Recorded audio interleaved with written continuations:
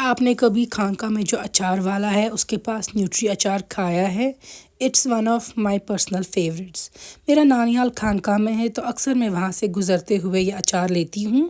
آج ہم رمضان کے لیے نیوٹری اچار گھر پہ ہی بنا کے رکھیں گے۔ سب سے پہلے آپ کو نیوٹری کو پانی میں ڈال دینا ہے اور نمک ایڈ کر دینا ہے 1 یا 2 چمچ۔ اس کو 2-3 ابال آپ کو لانے ہیں۔ جب تک نیوٹری ابل رہی ہے تب تک ہم مسالوں کو روسٹ کر دیں گے۔ آپ کو یہ سارے مسالے جو میں نے اسکرین پہ لکھ دیے ہیں ان کو روسٹ کر دینا ہے پین میں۔ ڈرائی روسٹ ہی ہمیں ان کو کرنا ہے۔ روسٹنگ کے ٹائم پہ دھیان رکھیے ہیٹ تھوڑی میڈیم رکھنی چاہیے، زیادہ ہائی فلیم پہ روسٹ نہیں کرنے چاہیے۔ روسٹ ہونے کے بعد آپ کو ان کو تھوڑا سا درا پیسنا ہے، چاہے تو اوکلی میں، چاہے تو میری طرح ہلکا سا چھوٹا مکسر ہے اس میں۔ مسٹرڈ آئل گرم کر لیں گے ہم۔ میں یہاں پہ مسٹرڈ آئل کی کوانٹیٹی تھوڑی زیادہ لے رہی ہوں کیونکہ مجھے جو یہ نیوٹری ہے ان کو ڈیپ فرائی کرنا ہے اور یہ اچھے سے براؤن ہونے چاہیے۔ نیوٹری ابل رہی ہے، آپ دیکھ سکتے ہیں۔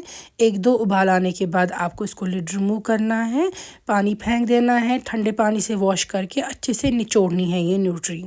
پھر نچوڑنے کے بعد ہی آپ کو یہ مسٹرڈ آئل میں فرائی کرنی ہے، کیونکہ اگر اس میں پانی کا کنٹینٹ زیادہ ہوگا تو پھر اس میں کافی چھینٹیں اٹھیں گی اور اچھے سے فرائی نہیں ہوگا۔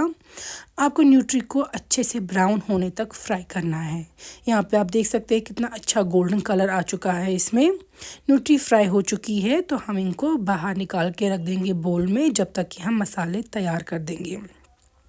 یہاں پہ میں نے تھوڑا سا تیل لیا ہے، اب جو اچار میں مجھے ایڈ کرنا ہے اس میں ڈال دوں گی گارلک کا 1 چمچ۔ آپ چاہیں تو ثابت گارلک بھی ڈال سکتے ہیں۔ یہاں پہ ابھی فلیم آن تھی برنر کی۔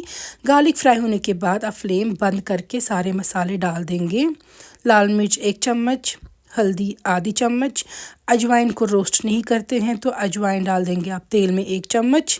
ان چیزوں کو اچھے سے مکس کر کے ہم ڈال رہے ہیں یہاں پہ سونف ہلکی سی آدھی چمچ، ساتھ میں جنجر پاؤڈر بھی 1 پنچ ڈال دیں گے، اور میں نے دھنیا کا پاؤڈر بھی ڈالا ہے، یہ آپشنل ہے۔ اب نمک بھی میں ایڈجسٹ کر رہی ہوں۔ پھر جو ہم نے مسالے روسٹ کر کے پیسے تھے وہ بھی اس میں ڈال دیں گے ہم۔